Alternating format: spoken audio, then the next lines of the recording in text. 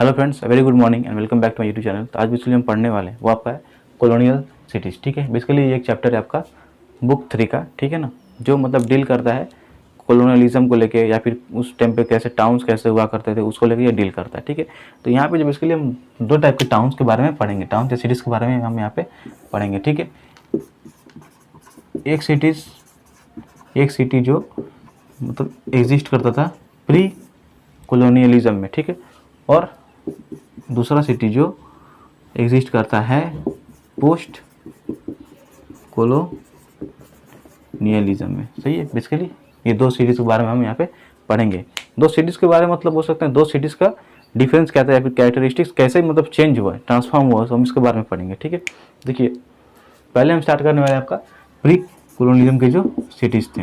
ठीक है, यहाँ पे बुक में भी वैसे ही स्टार्टिंग किया गया है, towns and cities in pre colonial times. ठीक है, मतलब कॉलोनियल टाइम्स के मतलब प्री कॉलोनियल टाइम्स के पहले टाउन सिटीज़ जो है कैसा हुआ करते थे। ठीक है, देखिए टाउन्स और यहाँ पे टाउन्स और रूरल एरियाज़ के बीच में एक डिस्टिंक्शन मेंशन किया गया है। ठीक है, देखिए टाउन्स जो होते हैं हम मेंशन कर सकते हैं, टाउन जो है एक अपोजिशन हम बोल सकते हैं। ठीक है, एक कॉन्ट्रास्ट है किस चीज़ का, रूरल एरियाज़ का। ठीक है ना, टाउन जो है एक कॉन्ट्रास्ट है रूरल एरियाज़ का, और ये जो कॉन्ट्रास्ट है कौन से बेसिस पे है आपका, हम यहाँ पे सिंपली बोल सकते हैं ऑक्यूपेशन। ठीक है ना, जो ऑक्यूपेशन हमारे शहर में है ये यहाँ का ऑक्यूपेशन गांव के ऑक्यूपेशन से मतलब डेफिनेटली जो है डिफर करेगा। ठीक है ना, तो ऑक्यूपेशन तो रूरल एरियाज में बेसिकली क्या ऑक्यूपेशन होता है आपका, जो एग्रेरियन हम बोल सकते हैं, एग्रेरियन। ठीक है, बुक में आपका फार्मिंग दिया गया है और फॉरेस्ट्री को मेंशन किया गया है। ठीक है,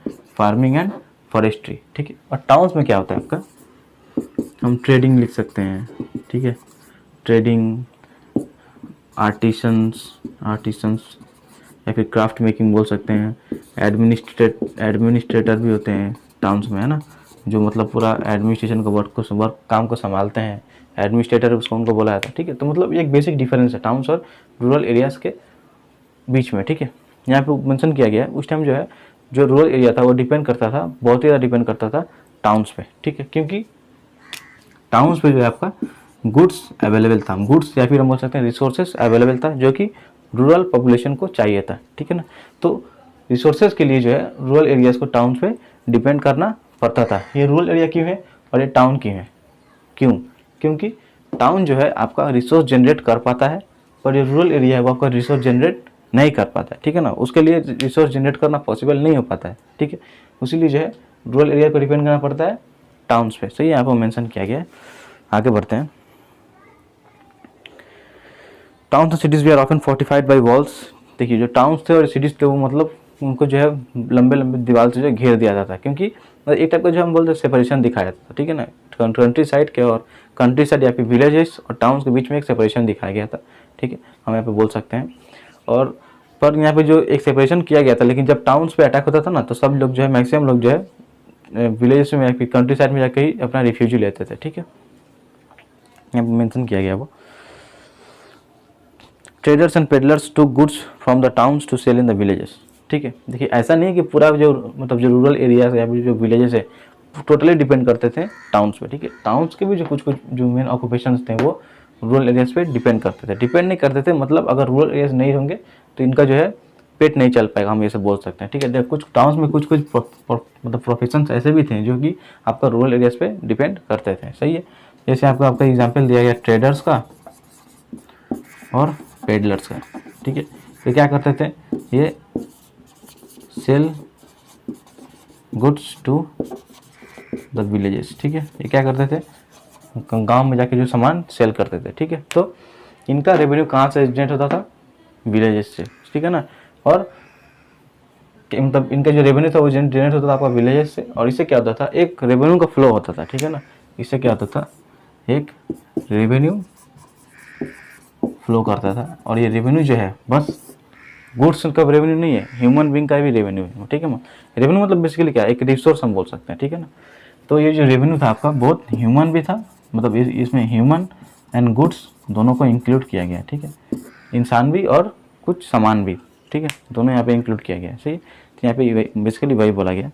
अब देखिए अगर आप प्री कॉलोनियलिज्म में आएंगे तो यहाँ के जो सिटीज़ थे या फिर जो टाउन्स थे वो आपका बेसिकली किनके द्वारा बिल्ड किया गया था, मुगल एम्परर्स के द्वारा जो है बिल्ड किया गया था, ठीक है, प्री कॉलोनियलिज्म में।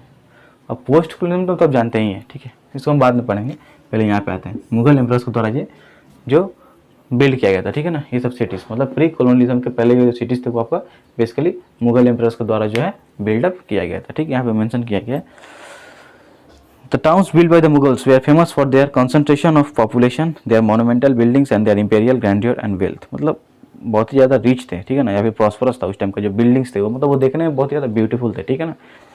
Agra, Delhi and Lahore where important centres of imperial administration and control. देखिए ये आपका इंपॉर्टेंट है, प्री कॉलोनिज्म में आपका क्या क्या है, आगरा, सही है, दिल्ली एंड लाहौर, ठीक है, ये आपका है प्री कॉलोनियलिज्म में, ठीक है ना। एक क्या आपका तीनों एडमिनिस्ट्रेटिव सेंटर, एडमिनिस्ट्रेटिव सेंटर, सही है। आगरा, दिल्ली एंड लाहौर में मतलब प्री कॉलोनियलिज्म में जो है आगरा, दिल्ली एंड लाहौर जो है आपका एडमिनिस्ट्रेटिव सेंटर था। ये आपका शिफ्ट कर जाएगा जैसे हम यहाँ जाएंगे पोस्ट कॉलोनियलिज्म में, यहाँ पे जो मतलब जो पूरा मैटर जो है शिफ्ट कर जाएगा, ठीक है, वो हम बाद में जानते हैं। Artisan produced exclusive handicrafts for the house hold of nobles, ठीक है, जो आर्टिजन्स थे या फिर जो हम बोल सकते हैं जो स्किल्ड लेबर थे, ठीक है ना, वो मतलब क्या बोलते हैं कुछ ऐसे ऐसे वैल्यूएबल चीज़ बनाते थे, ठीक है ना, जो कि मतलब बस नोबल्स लोग यूज़ कर पाएंगे, ठीक है ना। उसको मतलब खरीदने का जो हम बोल सकते हैं औकात एक तरह का बोल सकते हैं, वो नोबल्स जो बड़े बड़े घराने के लोग हैं वही मतलब उस रिसोर्स को अचीव कर पाएंगे, ठीक है ना, यहाँ पे मेंशन किया गया। हैंडीक्राफ्ट्स मतलब हाथ के बनाए हुए जो चीज़ होता है ना उन्हीं को बोला गया। Grains from the country side was brought into the urban market for the town dwellers and the army, ठीक है। जो ग्रेन्स जो है मतलब देखिए ग्रेन्स आपको कहाँ से मिलेगा, ठीक है, कहाँ से मिलेगा आपको, कंट्री साइड से आपको ग्रेन्स मिलेगा, मतलब रूरल एरिया से फिर विलेज से जी आपको ग्रेन्स मिलेगा, क्योंकि वहाँ का ऑक्यूपेशन क्या है आपका, फार्मिंग है, फॉरेस्ट्री, मतलब बेसिक प्रिमिटिव ऑक्यूपेशन है, ठीक है ना, तो ग्रेन्स आपको वहीं से मिलेगा, ठीक है, वहाँ से ग्रेन्स मंगाया जाता था, ठीक है, मतलब अर्बन मार्केट में मंगाया जाता था ये सब ग्रेन किन किन के लिए, for town dwellers and the army, ठीक है, आर्मी के लिए और टाउन ड्वेलर्स के लिए, ठीक है। The treasury was also located in imperial capital, जो ट्रेजरी था या फिर जो खजाना था हम बोल सकते हैं, ठीक है ना, उस टाइम को जो है अपना अपना जो है जो एम्पायर्स थे या फिर जो एम्परर्स थे वो अपना अपना जो है खजाना रखा करते थे, ठीक है ना, तो उस टाइम को जो खजाना था वो मतलब इंपीरियल कैपिटल में ही रखा जाता था, ठीक है, यहाँ पे वही मेंशन किया गया। Within this towns were gardens, mosque, कौन कौन क्या क्या चीज़ रहता था, gardens, mosque, temples, tombs, colleges, bazaars and caravanserais. मतलब यहाँ देखिए मॉस्क और टेम्पल्स दोनों का बात किया गया, इसका मतलब कोई डिस्टिंक्शन नहीं था, ठीक है ना, ठीक है, तो इससे हम जान सकते हैं कि कोई डिस्टिंक्शन नहीं था, मॉस्क भी है और आपका टेम्पल भी है। The focus of the town was oriented towards the palace and the principal mosque, ठीक है, जो टाउन का फोकस था, मतलब देखिए उस टाइम को जो एक स्ट्रक्चर बनता था, ठीक है ना, जैसे टाउन प्लानिंग हम बोल सकते हैं, ठीक है, जो मतलब जितने भी टाउन का जो मतलब जो सेंट्रल पोजीशन था वो कौन एक्वायर करता था आपका, यहाँ मेंशन किया गया है, palace and the principal mosque, एक मस्जिद, ठीक है, और एक पैलेस, ठीक है, ये आपका जो एक सेंट्रल फीचर था टाउन का, ठीक है। अब हम जो पढ़ने वाले हैं वो आपका है टाउन्स इन साउथ इंडिया, ठीक है, बेसिकली साउथ इंडिया में जो टाउन्स हुआ करते थे वो कैसे हुआ करते थे, ठीक है ना, उसके बारे में हम पढ़ेंगे। तो देखिए जो नॉर्थ इंडिया में जो आपके टाउन्स थे उनका जो प्रिंसिपल फोकस था वो आपका मॉस्क था और पैलेस था, और जो साउथ इंडिया में जो टाउन्स थे उनका जो प्रिंसिपल फोकस था आपका टेंपल था, ठीक है ना। टेंपल हम बोल सकते हैं उस टाइम पे एक कमर्शियल एक्टिविटी का भी जरिया था, ठीक है ना, क्योंकि अगर टेंपल्स में अगर कोई फेस्टिवल को सेलिब्रेट किया जा रहा है, ठीक है, या फिर कोई पूजा वगैरह किया जा रहा है तो उसके आसपास क्या बैठता है, मेला बैठता था, ठीक है ना, तो मेला बैठता था मतलब क्या होता था, रेवेन्यू का एक्सचेंज होता था, और जहाँ पे जो है रेवेन्यू का एक्सचेंज होगा वहीं पे जो आपका वो मतलब उसी को हम बोलेंगे कि वो कमर्शियल सेंटर है, ठीक है। अब हम पढ़ने वाले हैं changes in the 18th century, ठीक है। अब मतलब हम जो पढ़ेंगे पोस्ट कॉलोनियलिज्म के टाउन्स के बारे में पढ़ेंगे, ठीक है ना, हमारा प्री जो है वो आपका कवर हो चुका है।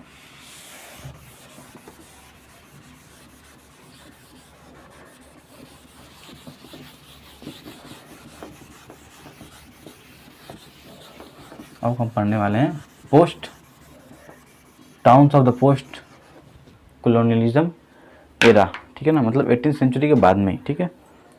देखिए अब हम देखेंगे कि कैसे कैसे मतलब जो है ओल्ड टाउन जो है आपका डिक्लाइन कर गए और उनका डिक्लिनेशन जो था वो the declination of the old towns led to the emergence of new towns, ठीक है, और जो न्यू टाउन्स थे मतलब वो बेसिकली यूरोपियन कंट्रीज़ के द्वारा ही मतलब हम बोल सकते हैं क्रिएट किया गया था, ठीक है ना। तो यहाँ पे हम वही पढ़ने वाले हैं, मतलब बेसिकली ये पढ़ेंगे वो आपका रहेगा पोस्ट कॉलोनिज्म के बाद जो मतलब जो टाउन्स थे उनके बारे में पढ़ेंगे, ठीक है। तो ये क्या बोला गया, the growth of new regional powers was reflected in the increasing importance of regional Capitals Lucknow, Hyderabad, Seringapatam, Poona, Nagpur, Baroda and Tanjore. Trade administrators, artisans and other migrated from the old Mughal centre. जो ट्रेड थे, जो आर्टिसंस थे या फिर जो एडमिनिस्ट्रेटर्स थे वो माइग्रेट करने लगे। कहाँ से, जो ओल्ड मुगल सेंटर्स था वहाँ से माइग्रेट करके जो नए सेंटर बन गए, अभी जो नए सिटी डेवलप हो गए थे वहाँ पे माइग्रेट कर गए। क्यों, for search of better employment और जॉब अपॉर्चुनिटी, ठीक है।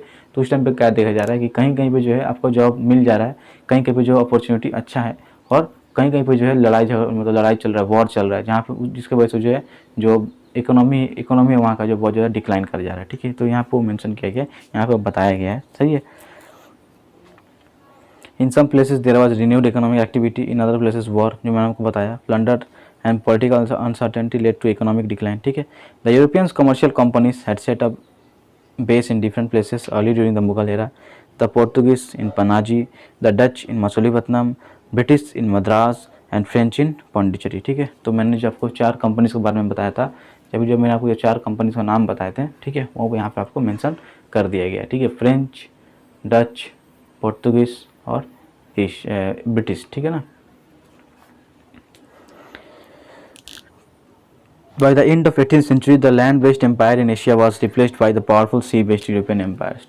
देखिए अब क्या बोला है, ये forces of international trade, mercantilism and capitalism now came to decline the nature of society. सही है, जो मतलब ये 3 forces थे, इंटरनेशनल ट्रेड, मर्सेंटलिज्म एंड मर्सेंटलिज्म मतलब होता है मर्चेंट्स का जो मतलब लेन देन था, या फिर ट्रेड हम बोल सकते हैं, ठीक है। तो ये जो 3 फोर्सेस थे क्या किया, मतलब सोसाइटी का जो नेचर था, जो सोसाइटी का नेचर मतलब एग्जिस्ट करता था वो उसको मतलब जो है डिक्लाइन करते हैं, मतलब डिक्लाइन हो गया, ठीक है ना। उस सोसाइटी मतलब जो गिर गया, यहाँ पे वो मेंशन किया गया, ठीक है। तो commercial centre such Surat, Machilipatnam and Dhaka, ठीक है। पहले का क्या क्या था आपका, जिसमें मैंने आपको पहले ही बोला था, प्री कॉलोनियल टाइम पे क्या क्या था आपका, सूरत, ठीक है, मछलीपट्टनम एंड ढाका। तो ये आपका डिक्लाइन कर गया, और इनके जगह मतलब कौन कौन से सिटी या फिर कौन कौन से जो है हम बहुत से टाउन ले लिए, मतलब अपना जगह ले लिए, इनका जगह ले लिए। आपका यहाँ पे मद्रास, बॉम्बे एंड कलकत्ता, ठीक है, मद्रास, बॉम्बे एंड कलकत्ता, सही है। तो सूरत, मछलीपट्टनम एंड ढाका रिप्लेस कौन कर गया, मद्रास, बॉम्बे एंड कलकत्ता, ठीक है। यहाँ पे वही मेंशन किया गया। New buildings, occupations, institutions developed, ठीक है, नए नए बिल्डिंग्स, ठीक है, नए नए बिल्डिंग्स डेवलप हुए, ऑक्यूपेशन नया मतलब नया ऑक्यूपेशन आया, ठीक है, नए इंस्टीट्यूशंस ओपन हो गए, ठीक है ना। यहाँ पे वही मेंशन किया गया। बेसिकली एक दिखाया गया है कि कैसे मतलब कॉलोनियलिज्म के पहले कैसे एक सोसाइटी हुआ करता था, और कॉलोनियलिज्म के बाद जो है सोसाइटी कैसा बन गया, ठीक है ना। तो यहाँ पे वही दिखाया गया। तो यहाँ पे हमें सीखने को क्या मिला कि प्री कॉलोनियल जो सिटी था उसमें सूरत, मछलीपट्टनम और ढाका मतलब हम बोल सकते हैं एडमिनिस्ट्रेटिव सेंटर्स थे, ठीक है, एडमिनिस्ट्रेटिव सेंटर्स थे। और पोस्ट कॉलोनियलिज्म में क्या हुआ, मद्रास, बॉम्बे एंड कलकत्ता आपका बन गए एडमिनिस्ट्रेटिव सेंटर्स, ठीक है, एडमिनिस्ट्रेटिव सेंटर्स, सही है। आज की क्लास इतना ही, ठीक है। ये जो चैप्टर है थोड़ा इंटरेस्टिंग है, इसमें बहुत कुछ सीखने के लिए है, ठीक है ना। तो आज क्लास में ये भी ख़त्म करेंगे, और पार्ट 2 में कोशिश करेंगे कि जो इसका जो लेफ्ट आउट पोर्शन है वो हम कवर अप कर जाएँ, ठीक है ना। तो फिलहाल आज के लिए इतना ही है। चैनल को सब्सक्राइब कीजिएगा, वीडियो को लाइक एंड शेयर जरूर कीजिएगा, ठीक है। कुछ सीख के जाइएगा, ठीक है, लेट्स अंडरस्टैंड, कुछ सीख के जाइएगा, कुछ समझ के जाइएगा, वही जो मेरे लिए मैटर करता है, ठीक है। तो आज के लिए इतना ही है, बाय फॉर टुडे।